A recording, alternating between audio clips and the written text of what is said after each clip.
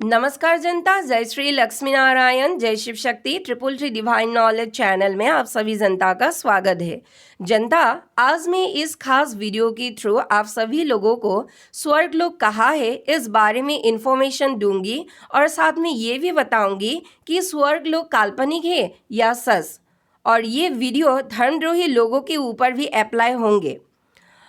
अगर जनता आप लोगों को ये वीडियो अच्छा लगे तो कृपया मेरे चैनल को सब्सक्राइब कर इस वीडियो को एक लाइक और एक शेयर अवश्य करिए। तो चलिए जनता, बिना देर किए इस वीडियो को कंटिन्यू करते हैं। जनता, इस संसार पर किस्म किस्म लोग हर जगह में बिखरे हुए हैं। कुछ अगर ज्ञान के ज्योत से प्रकाशित है तो कुछ अज्ञानता के अंधकार से पोषित है और कुछ बीच में ही लटके हुए हैं। सभी के पास अपना अपना बात लोगों के साथ साझा करने के लिए ईश्वर ने उन्हें शब्द ब्रह्म से नवाजा है, लेकिन मनुष्य अपने ही अज्ञानता के कारण अपने अंधकार से शब्द ब्रह्म को सजा धजा कर दूषित कर देते हैं।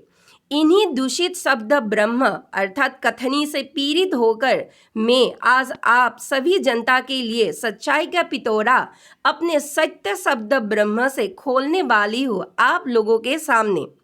तो सुनिए, धर्मद्रोही लोग जो आसुरिक मनोवृत्ति के हैं वो लोग कहते हैं कि हम नरक ही जाएंगे, नरक में उन लोगों का अच्छे से स्वागत होंगे। यह भीमराव अंबेडकर को मानने वाले लोग और भगवान बुद्ध अनुयायी कुछ खलनायक कहते हैं, सभी लोग नहीं, कुछ खलनायक स्वर्ग नहीं जाएंगे। स्वर्ग किसने देखा है? कहा है स्वर्ग? स्वर्ग काल्पनिक है। मैं उन लोगों से पूछना चाहती हूँ कि भीमराव अंबेडकर या अच्छे कर्म करने वाले और भी भले मनुष्य क्या इस पृथ्वी के ऊपर स्थायी है? बताइए, नहीं है, बल्कि सभी मनुष्य के शरीर नश्वर है। अब धरती पर जितना भी धर्मद्रोही व्यक्ति है सभी लोग सुनिए, स्वर्ग कहाँ है? मैं मरी नहीं हूँ बल्कि जिंदा हूँ। जिंदा होने के बावजूद अपने मेडिटेशन पावर और भविष्य पुराण श्रीमद् भागवत भगवान श्री कृष्ण की मुखार विंद से रचित गीता आदि शास्त्र के अध्ययन से स्वर्ग कहाँ है यह आप लोगों के सामने इस वीडियो के थ्रू बताने जा रही हूँ। ध्यान से सुनिएगा। स्वर्ग लोक कोई काल्पनिक स्थान या नगर नहीं है, बल्कि इनका अस्तित्व ईश्वर द्वारा बनाई गई इस सृष्टि के भीतर विद्यमान है, लेकिन गुप्त है। गुप्त होने की वजह है पापी मनुष्य। विज्ञान आज तक इसीलिए ढूंढ नहीं पाया स्वर्ग लोक को, क्योंकि विज्ञान भी भौतिक खोज को ढूंढते हैं, आध्यात्मिक खोज को नहीं। जिस दिन विज्ञान भौतिकवादी अंधकार से निकलकर आध्यात्मिक या पारलौकिक खोज अपने स्ट्रेंथ के साथ आरंभ कर देगा, उस दिन विज्ञान को भी मंजिल मिलेगा। आखिर वैज्ञानिक भी इंसान है, मैं भी इंसान हूँ, लेकिन मैंने व्यक्ति को शस्त्र बनाकर पारलौकिक खोज आरंभ कर दी है, इसीलिए बता पा रही हूँ आप सभी लोगों को। तो सुनिए, स्वर्ग कहाँ है? स्वर्ग मेरु पर्वत अर्थात सुमेरु पर्वत के ऊपर 84,000 योजन किलोमीटर शून्य पद पर स्वर्ग उपस्थित है। आप कह सकते हैं पूरे ब्रह्मांड के बीचों बीच।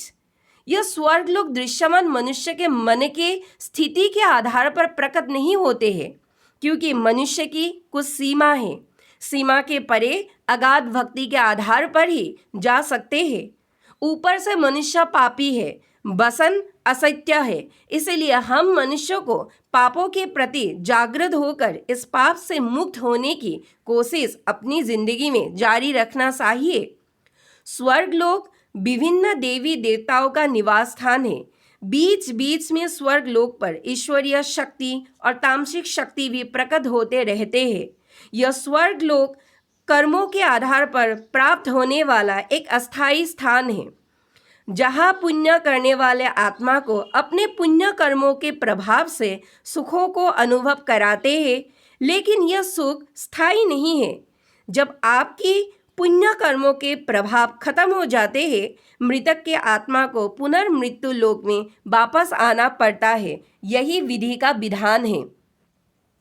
अगर आप पुनर्धरती पर आना नहीं चाहते हैं तो आपको जन्म मृत्यु के चक्र से मुक्ति पाना होगा, अपने कर्म से भी परे जाकर मोक्ष प्राप्त करना होगा।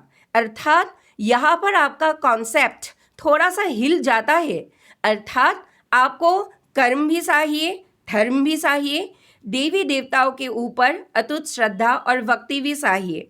एक प्रकार से अगर कहूँ तो अपने इष्ट देवी या देवता के ऊपर या अपने कुल देवी या देवता के ऊपर सारे दैनंदिन कर्म मन से समर्पण कर कर पृथ्वी के ऊपर अपना कर्म सभी जीवों को निभाना होता है। और मोक्ष के लिए व्यक्ति को आत्मज्ञान की यहाँ पर आवश्यकता होता है। स्वर्ग लोक पुण्यात्माओं के लिए कुछ वर्ष के लिए विश्रामदायक स्थान है।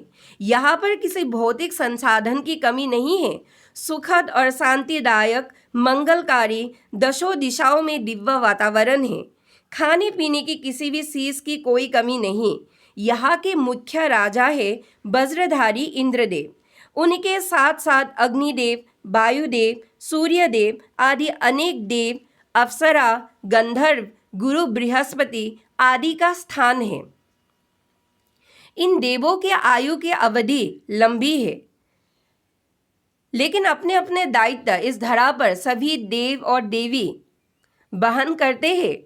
लेकिन ईश्वरीय महाप्रलय के लीला में क्षय इनको भी होना पड़ता है, अर्थात ब्रह्मलीन होना पड़ता है। फिर से नया सृष्टि का निर्माण होता है और इन देवों की पुनराय नई ऊर्जा और बल के साथ इस धरा पर उत्पत्ति होता है और फिर से धरती का अपने अपने दायित्व अनुसार सभी देव या देवी अपना कार्यभार संभालते हैं। तो आप कह सकते हैं यह सब जानने के बाद कि स्वर्ग पर जाकर तो क्या फायदा, आप जाना नहीं चाहते हैं। लेकिन इस धरा पर ऐसे बहुत लोग हैं जो अलौकिकता और सुखों के प्रति आकर्षित होकर बहुत लोग जाना भी चाहते हैं स्वर्गलोक पर। देखिए जनता, पृथ्वी के दो अहम रोल है जीव की, सदकर्म और पाप कर्म। देवी देवता और परमेश्वर ने विधान बना दिया है जीवों के लिए सदकर्म पृथ्वी के ऊपर करने के लिए, और जो नहीं करते हैं वो कोई मूर्ख और पागल ही होगा, चतुर और ज्ञानी तो कतई नहीं। पाप कर्म का चुनाव करते हैं जालदार, अधम, मूर्ख और अज्ञानी मनुष्य। सत्कर्म करने वाले पहुंच जाते हैं अपने झोली में मिठाइयाँ भरने के लिए दिव्य स्वर्ग लोक, और पाप कर्म या अधर्म के चपेट में आने वाला मनुष्य पहुंच जाते हैं नरक के द्वार में। यही जीवों की इस धरा पर पनिशमेंट है परमेश्वर द्वारा। अगर कोई भीषण ज्ञानी और चतुर मनुष्य इस धरती पर जन्म ले और वह सत्कर्म के प्रति जागृत हो जाए तो वह मनुष्य स्वर्ग की कल्पना नहीं करते हैं, कतई नहीं करते हैं। नरक का तो बिल्कुल भी नहीं। वह सिर्फ जन्म मृत्यु के चक्र से उद्धार होकर मोक्ष पाना ही या ब्रह्मलीन होना ही एकमात्र उस मनुष्य का मुख्य लक्ष्य बन जाता है।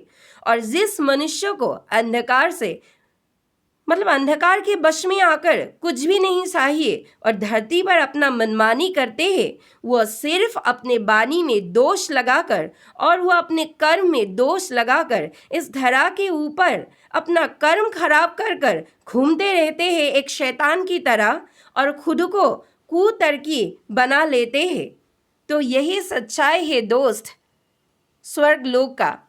आखिर आपको कहाँ पर जाना है, स्वर्गलोक पर जाना है, नरक पर जाना है, या जन्म मृत्यु के चक्र से उद्धार होकर आपको ब्रह्मलीन होना है?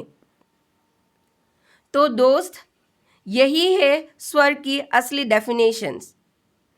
तो अगर आप लोगों को वीडियो अच्छा लगे तो फिर से कहती हूँ कृपया मेरे चैनल को सब्सक्राइब कर इस वीडियो को एक लाइक और एक शेयर अवश्य करिए। जय हरिहर, धन्यवाद।